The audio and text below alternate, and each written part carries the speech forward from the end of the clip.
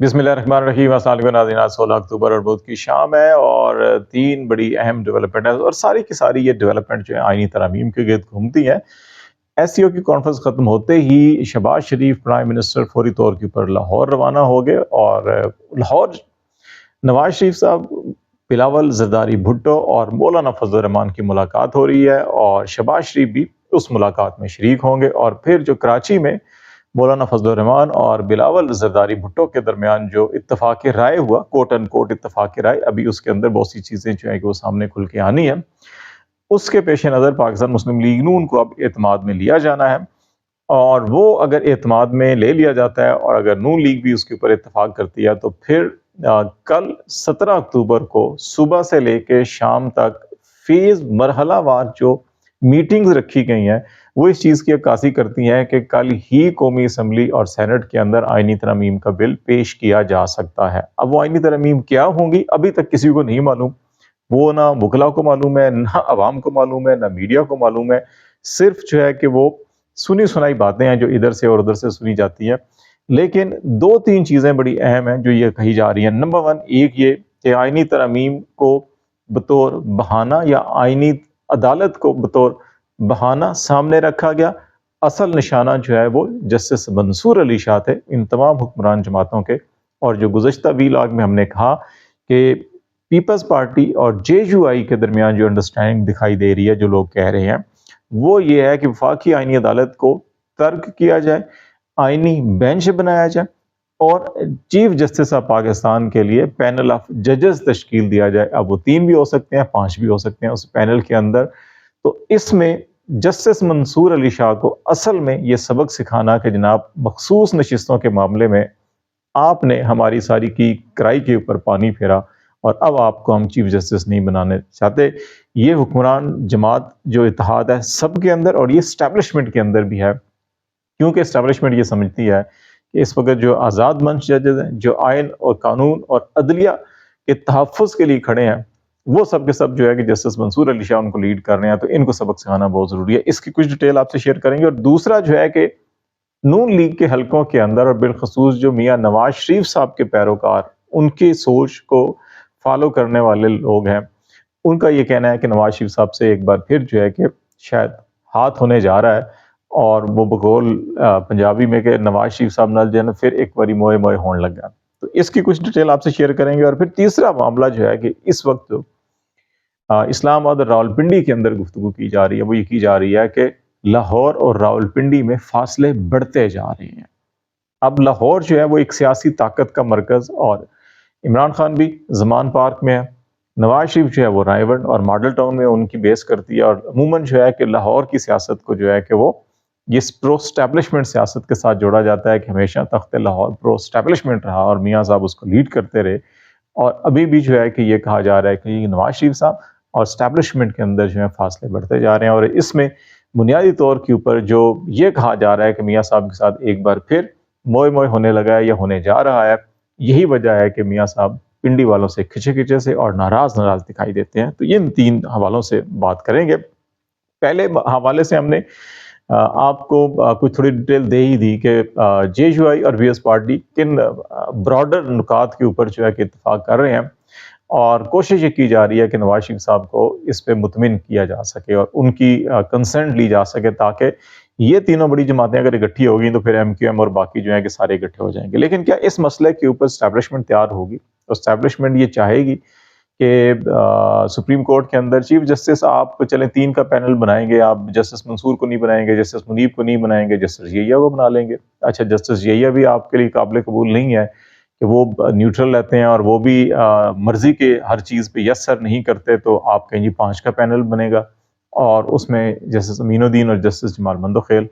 चलें, वो भी अगर उनमें से आप किसी को बना लेते हैं।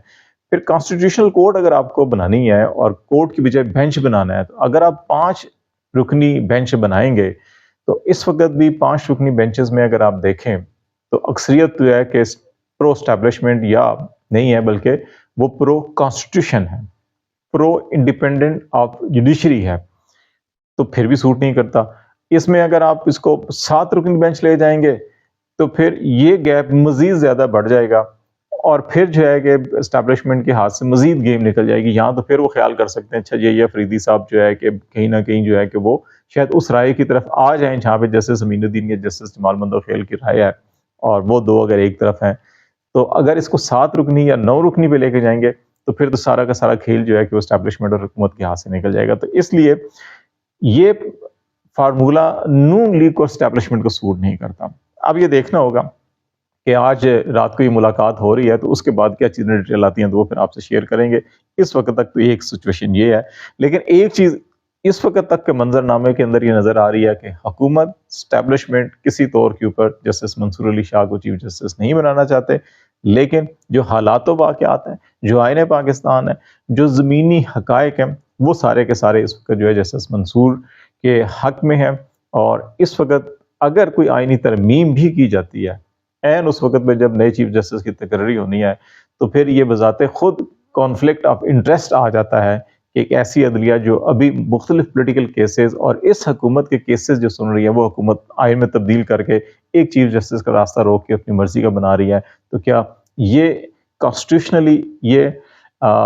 اس کو لیجیٹیمیٹ کیا جا سکتا ہے یا نہیں کیا جا سکتا؟ پارلیمنٹ کو اختیار ہے آئین بدلنے کا, آئین بنانے کا, لیکن مفادات کا ٹکراؤ جہاں پہ آ جائے وہاں پہ وہ بات چیلنج ہو جاتی ہے اور اس کو رد بھی کیا جا سکتا ہے. اور یہ قاضی فیصل صاحب کے اپنے فیصلے جو ہیں کہ یہ موجود ہیں اور اسی تناظر کے اندر اسی نظیر کو دیکھ کے یہ دیکھا جا سکتا ہے. اب آ جاتے ہیں نواز شریف صاحب کے ساتھ موئے موئے کیوں ہو رہا ہے اور ان کی اپنی پارٹی کے اندر کیوں شکوے شکایت یا گلے شکوے ہو رہے ہیں.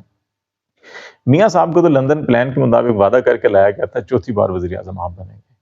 2/3 میجارٹی آپ کو دی جائے گی, اور پھر یہی جو کچھ اس وقت آئینی پیکج, آئینی ترمیم, جوڈیشل پیکج, جوڈیشل ریفارم سب کا جو راگ الاپا جا رہا ہے,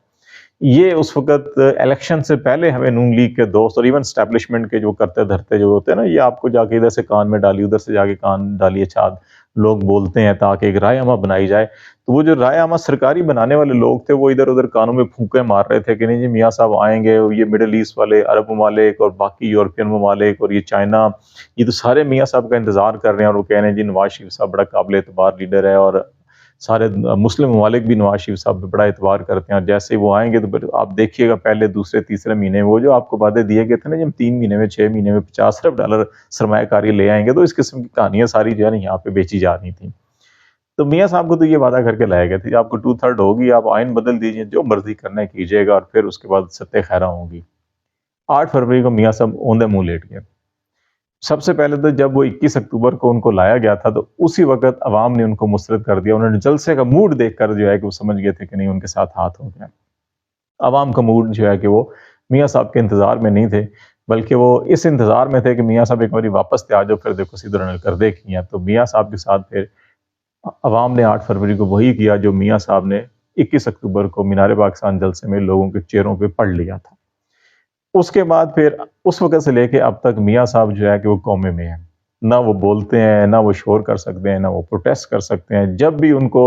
نہلا دلا کر جو ہے کہ کپڑا شپڑا مار کر جو ہے کہ وہ پبلک میں لایا جاتا ہے کہیں پریس کانفرنس کے لیے یا کسی تقریب کے لیے, تو میاں صاحب کے دل سے ایک ہی آہ نکلتی ہے, اور وہ کہتے ہیں کہ جناب یہ بتائیں کہ جب مجھے گھر بھیجا تھا عوام کیوں نہیں نکلی, عوام نے مجھ سے دھوکہ کیا.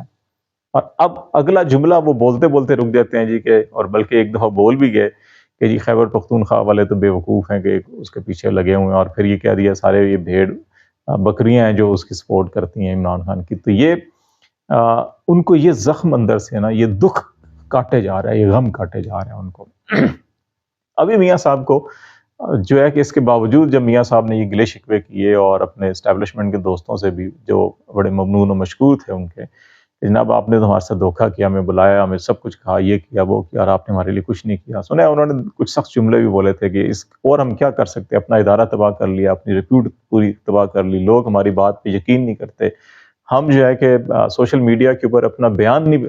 جو ہے کہ اپلوڈ کر سکتے کہ لوگ اس کے بعد آگے سے اتنے ڈونٹ بھیجتے ہیں ہمیں کہ ہم جو ہے کہ میٹھا کھا نہیں سکتے آپ کی وجہ سے, تو اور اتنا ہم کیا کچھ کریں. تو یہ چیزیں جو ہے کہ کافی ہو چکی ہیں. اب میاں صاحب جو ہے کہ آخری ان کو جو امید دلائی گئی تھی وہ دلائی گئی تھی کہ جناب فکر نہ کریں, ہم یہ اسی اسمبلی میں اسی پارلیمنٹ کے اندر جو ہے 2/3 آپ کو دلوا کر, چاہے کسی کی بہن اٹھانی پڑے, چاہے کسی کی بیٹی اٹھانی پڑے, چاہے کسی کے معذور بچوں کو اغوا کرنا پڑے, چاہے ہمیں جو ہے کہ لوگوں کے فیکٹریوں کو تالے لگانے پڑے, گھر گرانے پڑے, یہ سب کچھ کر کے ہم 2/3 میجارٹی آپ کو دلوائیں گے, اور آپ کی مرضی اور منشا کے مطابق جو ہے کہ عدلیہ کے اندر جو ہے کہ وہ تبدیلی لے کر آئیں گے، اور قاضی فائز صاحب جو ہے وہ چیف جسٹس آف پاکستان رہیں گے یا آئینی عدالت کے سربراہ رہیں گے، اور پھر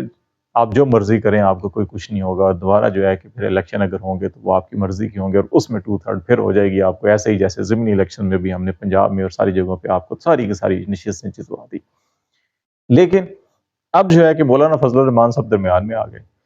اور مولانا صاحب نے اگر بلاول کو راضی کر لیا، اور بلاول اور فضل الرحمان ایک طرف ہیں، تو پھر تو میاں صاحب کا تو نمبر بالکل ہی پورا نہیں ہے نا. اب لامحالہ طور کے اوپر میاں صاحب کو کچھ گیو اینڈ ٹیک کر کے یہ راضی کرنے کی کوشش کی جا رہی ہے، اچھا جی قاضی صاحب نہیں ہے تو لیکن منصور علی شاہ بھی تو نہیں ہے، چلو بن جاؤ تسی. اب میاں صاحب اگر منصور علی شاہ کے حق میں ووٹ نہیں دیتے